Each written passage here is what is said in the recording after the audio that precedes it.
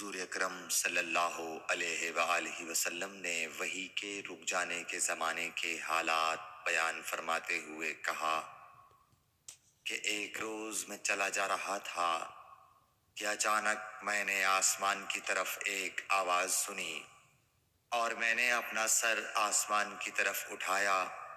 کیا دیکھتا ہوں کہ وہی فرشتہ جو میرے پاس غار حرا میں آیا تھا وہ آسمان و زمین کے بیچ میں ایک کرسی پر بیٹھا ہوا ہے۔ میں اس سے ڈر گیا اور گھر آنے پر میں نے پھر کمبل اوڑھنے کی خواہش ظاہر کی۔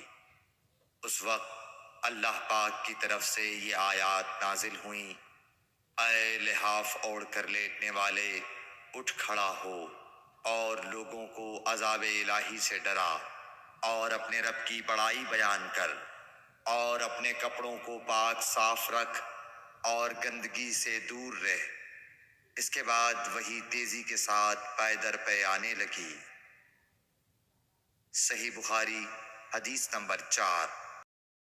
رسول اللہ صلی اللہ علیہ وآلہ وسلم نزول قرآن کے وقت بہت سختی محسوس فرمایا کرتے تھے، اور اس کی علامتوں میں سے ایک یہ تھی کہ یاد کرنے کے لیے آپ اپنے ہونٹوں کو ہلاتے تھے۔ ابن عباس رضی اللہ تعالیٰ عنہ نے کہا، میں اپنے ہونٹوں کو ہلاتا ہوں جس طرح آپ ہلاتے تھے۔ سعید کہتے ہیں، میں بھی اپنے ہونٹ ہلاتا ہوں جس طرح ابن عباس رضی اللہ تعالیٰ عنہ کو میں نے ہلاتے دیکھا۔ پھر انہوں نے اپنے ہونٹ ہلائے۔ ابن عباس رضی اللہ تعالیٰ عنہ نے کہا، پھر یہ آیت اتری کہ اے محمد، قرآن کو جلد جلد یاد کرنے کے لیے اپنی زبان نہ ہلاؤ، اس کا جمع کر دینا اور پڑھا دینا ہمارا ذمہ ہے۔ حضرت ابن عباس رضی اللہ تعالیٰ عنہ کہتے ہیں، یعنی قرآن آپ صلی اللہ علیہ وآلہ وسلم کے دل میں جمع دینا اور پڑھا دینا ہمارے ذمہ ہے۔ پھر جب ہم پڑھ چکے تو اس پڑھے ہوئے کی اتباع کرو۔ ابن عباس رضی اللہ تعالیٰ عنہ فرماتے ہیں، اس کا مطلب یہ ہے آپ اس کو خاموشی کے ساتھ سنتے رہو، اس کے بعد مطلب سمجھا دینا ہمارے ذمہ ہے۔ پھر یقیناً یہ ہماری ذمہ داری ہے کہ آپ اس کو پڑھو، یعنی اس کو محفوظ کر سکو۔ چنانچہ اس کے بعد جب آپ کے پاس حضرت جبرائیل علیہ السلام وحی لے کر آتے تو آپ توجہ سے سنتے۔ جب وہ چلے جاتے تو رسول اللہ صلی اللہ علیہ وسلم اس وحی کو اس طرح پڑھتے جس طرح حضرت جبرائیل علیہ السلام نے اسے پڑھا تھا۔ صحیح بخاری حدیث نمبر 5۔ رسول اللہ صلی اللہ علیہ وآلہ وسلم سب لوگوں سے زیادہ جواد، سخی تھے، اور رمضان میں دوسرے اوقات کے مقابلے میں جب جبرائیل علیہ السلام آپ صلی اللہ علیہ وآلہ وسلم سے ملتے بہت ہی زیادہ جود و کرم فرماتے۔ جبرائیل علیہ السلام رمضان کی ہر رات میں آپ صلی اللہ علیہ وآلہ وسلم سے ملاقات کرتے اور آپ کے ساتھ قرآن کا دورہ کرتے۔ غرض حضرت صلی اللہ علیہ وآلہ وسلم لوگوں کو بھلائی پہنچانے میں بارش لانے والی ہوا سے بھی زیادہ جود و کرم فرمایا کرتے تھے۔ صحیح بخاری حدیث نمبر 6۔ ہرقل شاہ روم نے قریش کے قافلے میں ایک آدمی بلانے کو بھیجا، اور اس وقت یہ لوگ تجارت کے لیے ملک شام گئے ہوئے تھے، اور یہ وہ زمانہ تھا جب رسول اللہ صلی اللہ علیہ وسلم نے قریش اور ابو سفیان سے ایک وقتی عہد کیا ہوا تھا۔ جب ابو سفیان اور دوسرے لوگ ہرقل کے پاس ایلیا پہنچے جہاں ہرقل نے دربار طلب کیا تھا، اس کے گرد روم کے بڑے بڑے لوگ، علماء، وزراء و امراء بیٹھے ہوئے تھے۔ ہرقل نے ان کو اور اپنے ترجمان کو بلوایا، پھر ان سے پوچھا کہ تم میں سے کون شخص مدعی رسالت کا زیادہ قریبی عزیز ہے؟ ابو سفیان کہتے ہیں کہ میں بول اٹھا، کہ میں اس کا سب سے زیادہ قریبی رشتہ دار ہوں۔ یہ سن کر ہرقل نے حکم دیا کہ اس ابو سفیان کو میرے قریب لا کر بٹھاؤ اور اس کے ساتھیوں کو اس کی پیٹھ کے پیچھے بٹھا دو۔ پھر اپنے ترجمان سے کہا کہ ان لوگوں سے کہہ دو کہ میں ابو سفیان سے اس شخص یعنی محمد صلی اللہ علیہ وسلم کے حالات پوچھتا ہوں۔ اگر یہ مجھ سے کسی بات میں جھوٹ بول دے تو تم اس کا جھوٹ ظاہر کر دینا۔ ابو سفیان کا قول ہے کہ خدا کی قسم اگر مجھے یہ غیرت نہ آتی کہ یہ لوگ مجھ کو جھٹلائیں گے تو میں آپ صلی اللہ علیہ وسلم کی نسبت ضرور غلط گوئی سے کام لیتا۔ خیر، پہلی بات جو ہرقل نے مجھ سے پوچھی وہ یہ کہ اس شخص کا خاندان تم لوگوں میں کیسا ہے؟ میں نے کہا وہ تو بڑے اونچے عالی نسب والے ہیں۔ کہنے لگا اس سے پہلے بھی کسی نے تم لوگوں میں ایسی بات کہی تھی؟ میں نے کہا نہیں۔ کہنے لگا اچھا اس کے بڑوں میں کوئی بادشاہ ہوا ہے؟ میں نے کہا نہیں۔ پھر اس نے کہا بڑے لوگوں نے اس کی پیروی اختیار کی ہے یا کمزوروں نے؟ میں نے کہا نہیں، کمزوروں نے۔ پھر کہنے لگا اس کے تابعدار روز بڑھتے جاتے ہیں یا کوئی ساتھی پھر بھی جاتا ہے؟ میں نے کہا نہیں۔ کہنے لگا کیا اپنے اس دعوی نبوت سے پہلے کبھی کسی بھی موقع پر اس نے جھوٹ بولا ہے؟ میں نے کہا نہیں۔ اور اب ہماری اس سے صلح کی ایک مقررہ مدت ٹھہری ہوئی ہے، معلوم نہیں وہ اس میں کیا کرنے والا ہے۔ ابو سفیان کہتے ہیں میں اس بات کے سوا اور کوئی جھوٹ اس گفتگو میں شامل نہ کر سکا۔ ہرقل نے کہا کیا تمہاری اس سے کبھی لڑائی بھی ہوئی ہے؟ ہم نے کہا کہ ہاں۔ بولا پھر تمہاری اور اس کی جنگ کا کیا حال ہوتا ہے؟ میں نے کہا لڑائی ڈول کی طرح ہے، کبھی وہ ہم سے میدان جنگ جیت لیتے ہیں اور کبھی ہم ان سے جیت لیتے ہیں۔ ہرقل نے پوچھا وہ تمہیں کس بات کا حکم دیتا ہے؟ میں نے کہا وہ کہتا ہے کہ صرف ایک اللہ ہی کی عبادت کرو، اس کا کسی کو شریک نہ بناؤ اور اپنے باپ دادا کی شرک کی باتیں چھوڑ دو، اور ہمیں نماز پڑھنے، سچ بولنے، پرہیزگاری اور صلہ رحمی کا حکم دیتا ہے۔ یہ سب سن کر پھر ہرقل نے اپنے ترجمان سے کہا کہ ابو سفیان سے کہہ دے کہ میں نے تم سے اس کا نسب پوچھا تو تم نے کہا کہ وہ ہم سے عالی نسب ہے، اور پیغمبر اپنی قوم میں عالی نسب ہی بھیجے جایا کرتے ہیں۔ میں نے تم سے پوچھا کہ دعوی نبوت کی یہ بات تمہارے اندر اس سے پہلے کسی اور نے بھی کہی تھی تو تم نے جواب دیا کہ نہیں۔ تب میں نے اپنے دل میں کہا کہ اگر یہ بات اس سے پہلے کسی اور نے کہی ہوتی تو میں سمجھتا کہ اس شخص نے بھی اسی بات کی تقلید کی ہے جو پہلے کہی جا چکی ہے۔ میں نے تم سے پوچھا کہ اس کے بڑوں میں کوئی بادشاہ بھی گزرا ہے تو تم نے کہا کہ نہیں۔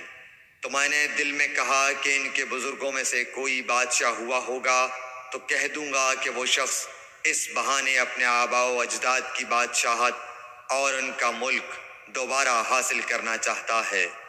اور میں نے تم سے پوچھا کہ اس بات کے کہنے یعنی پیغمبری کا دعویٰ کرنے سے پہلے تم نے کبھی اس کو دروغ گوئی کا الزام لگایا ہے؟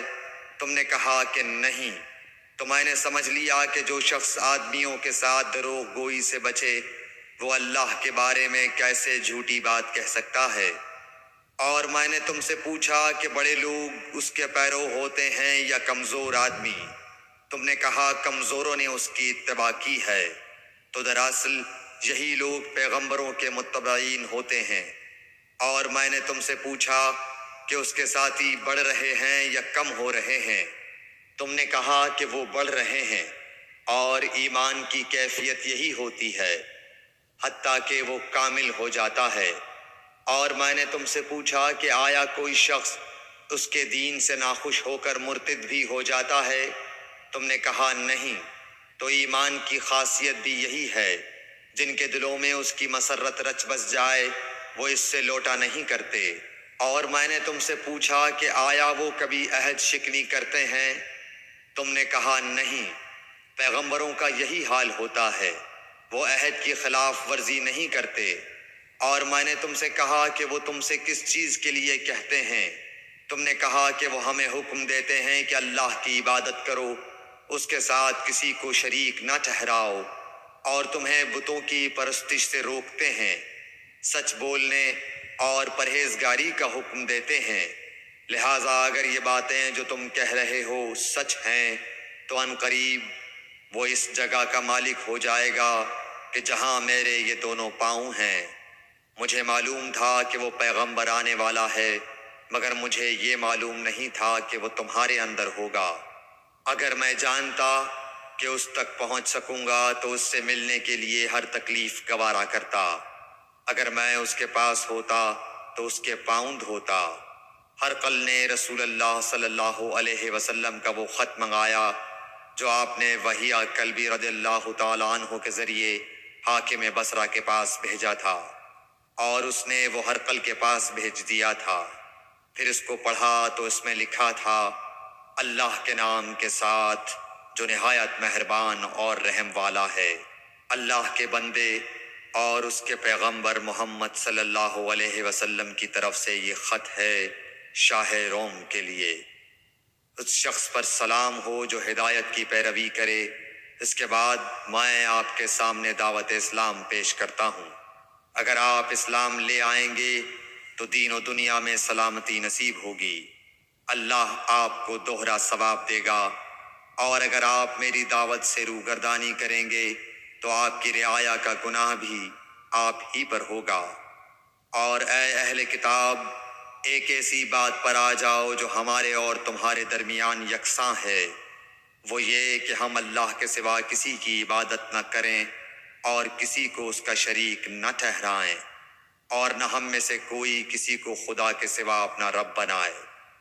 پھر اگر وہ اہل کتاب اس کتاب سے منہ پھیر لیں تو مسلمانوں، تم ان سے کہہ دو کہ تم مانو یا نہ مانو، ہم ایک خدا کے اطاعت گزار ہیں۔ ابو سفیان کہتے ہیں، جب ہرقل نے جو کچھ کہنا تھا کہہ دیا اور خط پڑھ کر فارغ ہوا تو اس کے ارد گرد بہت شور و غوغا ہوا، بہت سی آوازیں اٹھیں اور ہمیں باہر نکال دیا گیا۔ تب میں نے اپنے ساتھیوں سے کہا کہ ابو کبشہ کے بیٹے، حضرت صلی اللہ علیہ وسلم کا معاملہ تو بہت بڑھ گیا۔ دیکھو تو اس سے بنی اصفر روم کا بادشاہ بھی ڈرتا ہے۔ مجھے اس وقت سے اس بات کا یقین ہو گیا کہ حضور صلی اللہ علیہ وسلم ان قریب غالب ہو کر رہیں گے، حتیٰ کہ اللہ نے مجھے مسلمان کر دیا۔ راوی کا بیان ہے کہ ابن ناطور ایلیا کا حاکم ہرقل کا مصاحب اور شام کے نصارہ کا لاٹ پادری بیان کرتا تھا کہ ہرقل جب ایلیا آیا ایک دن صبح کو پریشان اٹھا تو اس کے درباریوں نے دریافت کیا کہ آج ہم آپ کی حالت بدلی ہوئی پاتے ہیں، کیا وجہ ہے؟ ابن ناطور کا بیان ہے کہ ہرقل نجومی تھا، علم نجوم میں وہ پوری مہارت رکھتا تھا۔ اس نے اپنے ہم نشینوں کو بتایا کہ میں نے آج رات ستاروں پر نظر ڈالی تو دیکھا کہ ختنہ کرنے والوں کا بادشاہ ہمارے ملک پر غالب آ گیا ہے۔ بھلا اس زمانے میں کون لوگ ختنہ کرتے ہیں؟ انہوں نے کہا کہ یہود کے سوا کوئی ختنہ نہیں کرتا، سو ان کی وجہ سے پریشان نہ ہوں۔ سلطنت کے تمام شہروں میں یہ حکم لکھ بھیجیے کہ وہاں جتنے یہودی ہوں سب قتل کر دیے جائیں۔ وہ لوگ انہی باتوں میں مشغول تھے کہ ہرقل کے پاس ایک آدمی لایا گیا جسے شاہ غسان نے بھیجا تھا۔ اس نے رسول اللہ صلی اللہ علیہ وسلم کے حالات بیان کیے۔ جب ہرقل نے سارے حالات سن لیے تو کہا کہ جا کر دیکھو وہ ختنہ کیے ہوئے ہے یا نہیں۔ انہوں نے اسے دیکھا تو بتلایا کہ وہ ختنہ کیا ہوا ہے۔ ہرقل نے جب اس شخص سے عرب کے بارے میں پوچھا تو اس نے بتلایا کہ وہ ختنہ کرتے ہیں۔ تب ہرقل نے کہا کہ یہی محمد صلی اللہ علیہ وسلم اس امت کے بادشاہ ہیں جو پیدا ہو چکے ہیں۔ پھر اس نے اپنے ایک دوست کو رومیہ خط لکھا، اور وہ بھی علم نجوم میں ہرقل کی طرح ماہر تھا۔ پھر وہاں سے ہرقل حمص چلا گیا۔ ابھی حمص سے نکلا نہیں تھا کہ اس کے دوست کا خط اس کے جواب میں آ گیا۔ اس کی رائے بھی حضور صلی اللہ علیہ وسلم کے ظہور کے بارے میں ہرقل کے موافق تھی کہ محمد صلی اللہ علیہ وسلم واقعی پیغمبر ہیں۔ اس کے بعد ہرقل نے روم کے بڑے آدمیوں کو اپنے حمص کے محل میں طلب کیا اور اس کے حکم سے محل کے دروازے بند کر لیے گئے۔ پھر وہ اپنے خاص محل سے باہر آیا اور کہا، اے روم والو، کیا ہدایت اور کامیابی میں کچھ حصہ تمہارے لیے بھی ہے؟ اگر تم اپنی سلطنت کی بقا چاہتے ہو تو پھر اس نبی صلی اللہ علیہ وسلم کی بیعت کر لو اور مسلمان ہو جاؤ۔ یہ سننا تھا کہ پھر لوگ وحشی گدھوں کی طرح دروازوں کی طرف دوڑے، مگر انہیں بند پایا۔ آخر جب ہرقل نے اس بات سے ان کی یہ نفرت دیکھی اور ان کے ایمان لانے سے مایوس ہو گیا تو کہنے لگا کہ ان لوگوں کو میرے پاس لاؤ۔